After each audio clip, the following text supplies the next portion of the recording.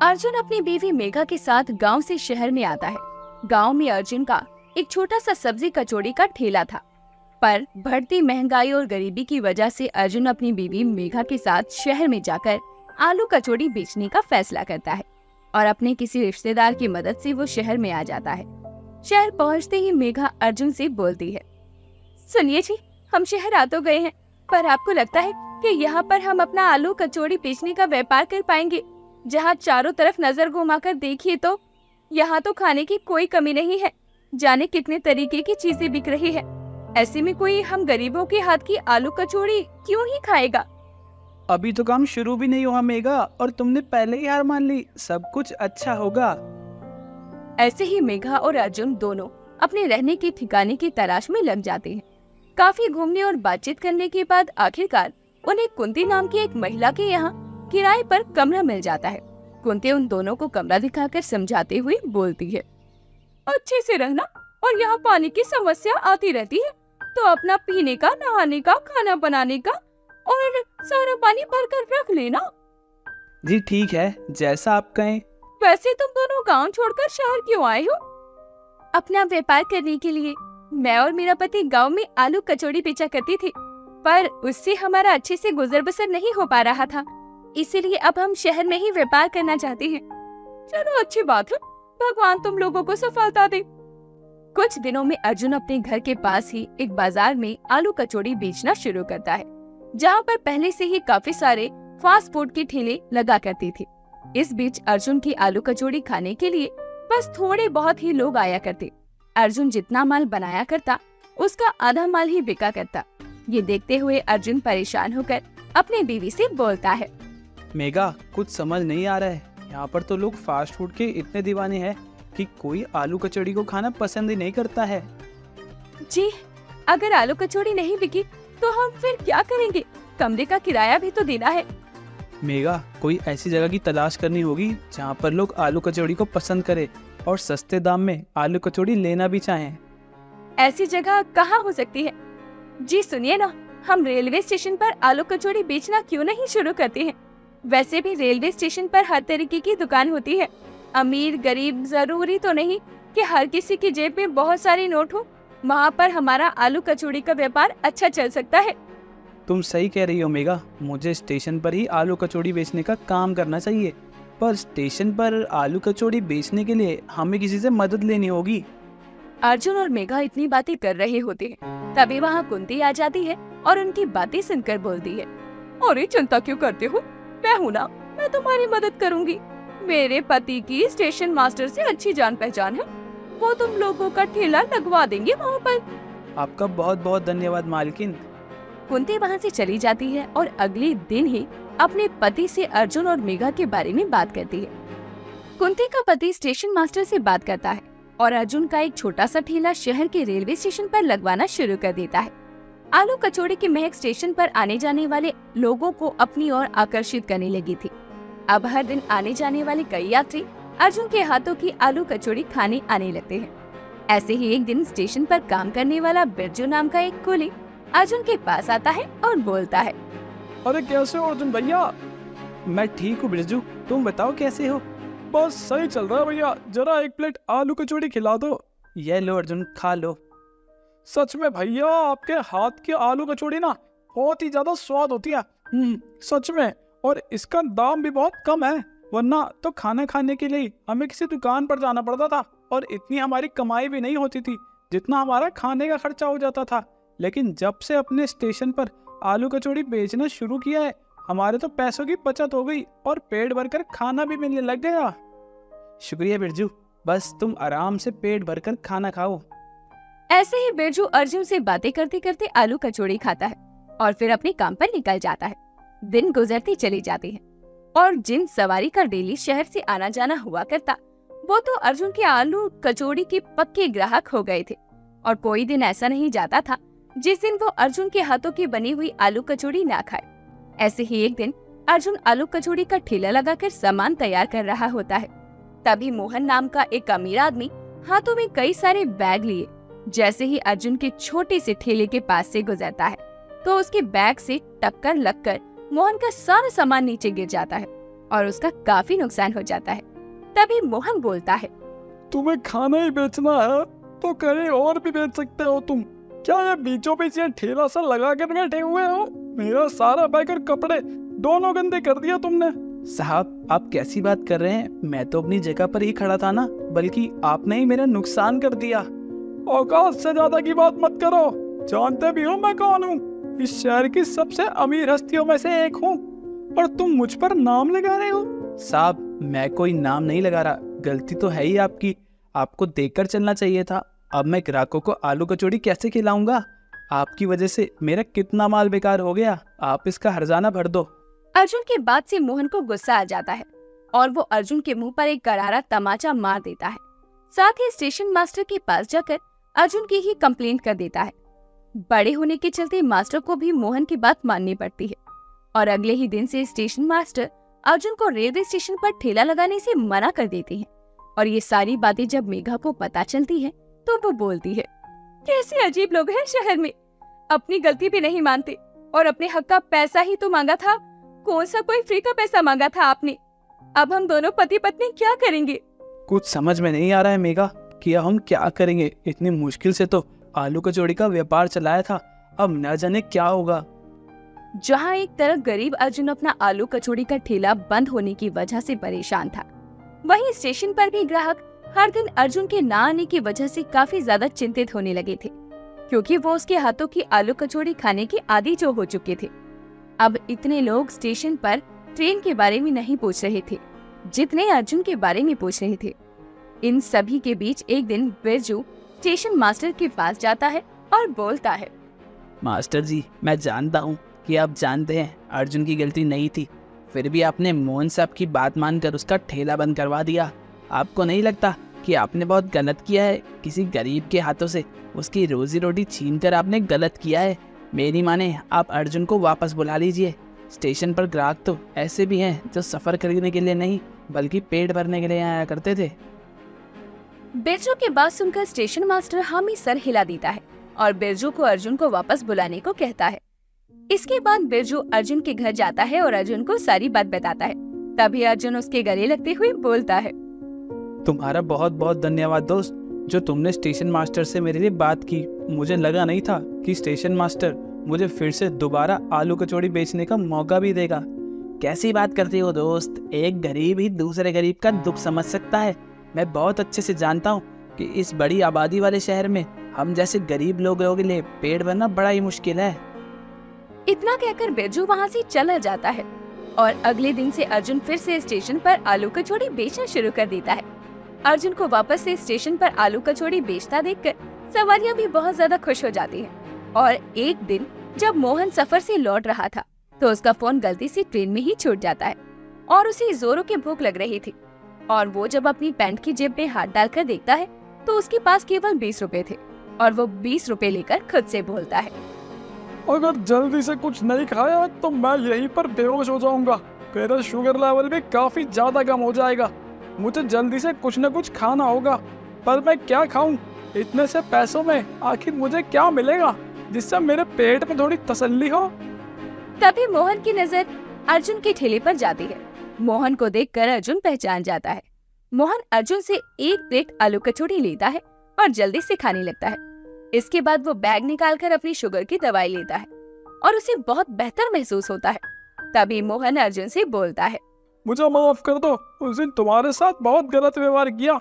गलती मेरी थी, लेकिन मैंने फिर भी तुम्हें ही दोषी बना दिया। लेकिन आज समझ में आया कि कम पैसों में भी जब खाना मिल जाए तो वो कितना सुखमय होता है। कोई बात नहीं साहब, आपको आपकी गलती का एहसास हो गया, यही बहुत है मेरे लिए। आप आलू कचौड़ी लेना चाहोगे? और अर्जुन की बात सुनकर मोहन हाँ में सर हिलाता है और अर्जुन एक प्लेट आलू कचौड़ी और मोहन को खाने को देता है। और इस तरह गरीब अर्जुन का रेलवे स्टेशन पर आलू कचौड़ी बेचने का काम यूं ही चलता जाता है। पूजा सादा खाना खाने वाली एक लड़की थी। उसे ज्यादा मिर्च मसाला खाना कुछ खास भाता नहीं था। ऐसे ही एक दिन वो अपनी दोस्त राधा के साथ मार्केट से घर आ रही होती है। तभी राधा उससे बोलती है, पूजा वो देखो मोमोज का स्टॉल, चलो चलो जल्दी से बढ़िया से चटपटे तीखे मोमोज खाते हैं। क्या कहा? तीखे मोमोज? ना बाबा ना, मैं नहीं खाती तीखे मोमोज। अरे तू चल ना, हमेशा बोरिंग सा खाना खाती रहती है, चल खाती है। अरे परवर बात नहीं कर ली हो बहन, अभी चल ना मोमोज खाने, नहीं तो खत्म हो जाएंगे। इतना कहकर राधा पूजा को पकड़कर मोमोज के स्टॉल पर ले जाती है और मोमोज वाले से 2 प्लेट तीखे मोमोज लगाने को कहती है। मोमोज वाला जल्दी से 2 प्लेट तीखे मोमोज राधा और पूजा को देता है। राधा जल्दी से एक मोमोज खाती है और चिटकारी लेते हुए बोलती है, आहा, वाह वाह, क्या मजेदार तीखे मोमोज है, मजा ही आ गया। ऐसा लगता है जैसे साक्षात जन्नत का नजारा मिल गया हो। अरे पूजा, खड़ी खड़ी मेरा मुंह क्या देख रही है, जल्दी से तू भी तीखे मोमोज खाकर देख। अरे बिजली जैसा करंट दौड़ जाएगा तेरी बॉडी के अंदर। नहीं राधा, मैं मोमोज नहीं खाऊंगी, मुझे तो इसे देखकर ही मिर्ची लगने लग गई। पता नहीं खाने में कितना तीखा होगा, इतना तीखा खाऊंगी ना तो सुबह निकालने में बड़ी दिक्कत होगी, तो समझा कर।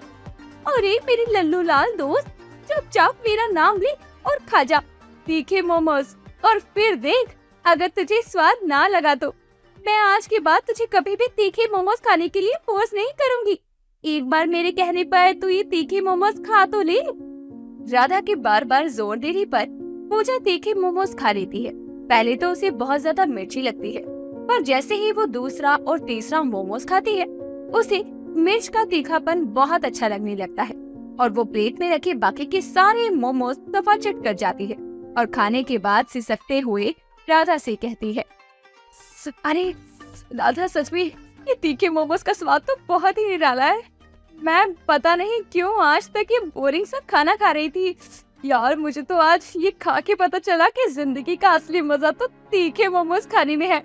सच में यार, तूने सही बोला था, बॉडी में 200 तो क्या 400 के स्पीड जैसे करंट दौड़ रहा है।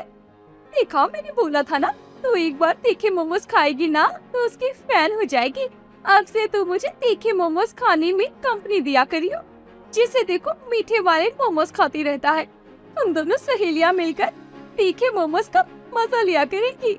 ऐसे ही बातें करते करते दोनों सहेलियां अपने घर चली जाती हैं।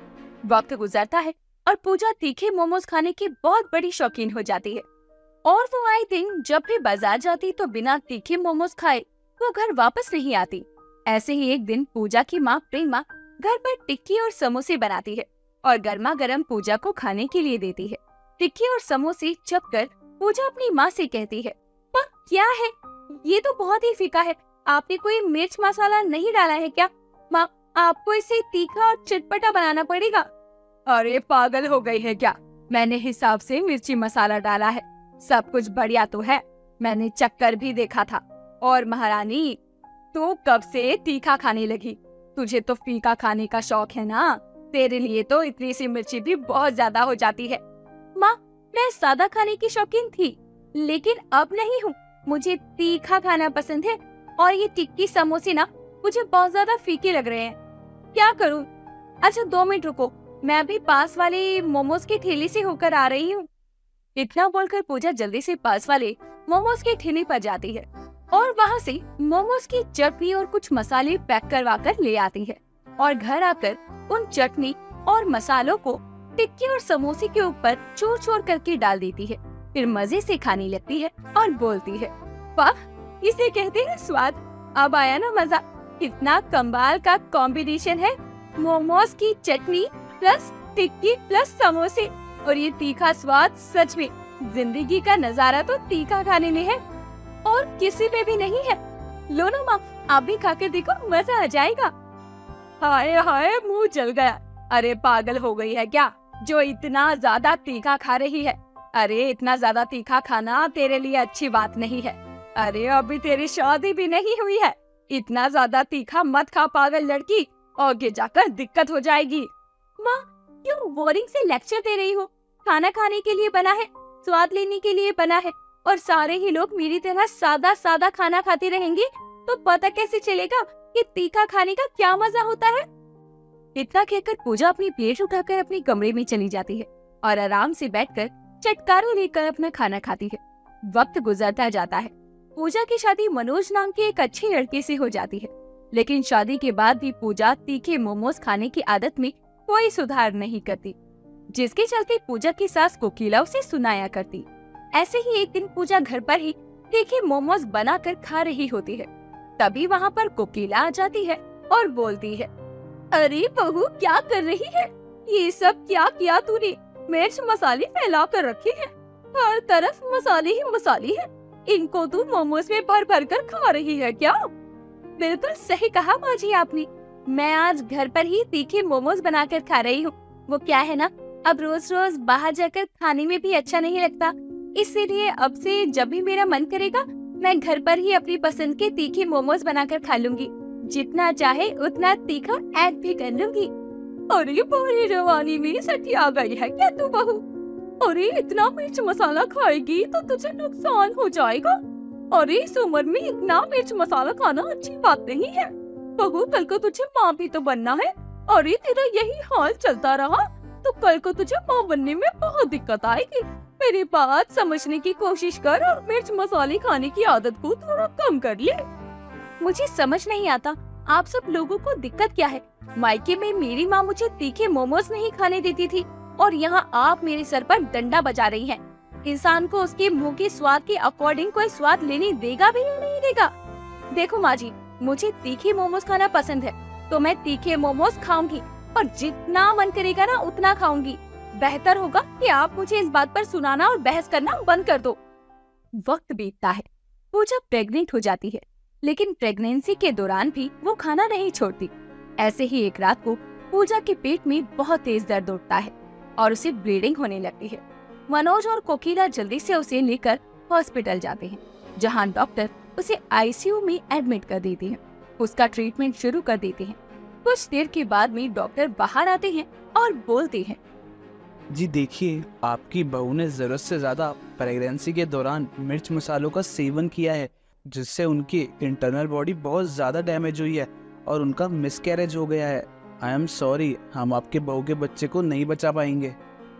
मिसकैरेज की बात सुनकर मनोज और कोकिला बहुत परेशान हो जाते हैं।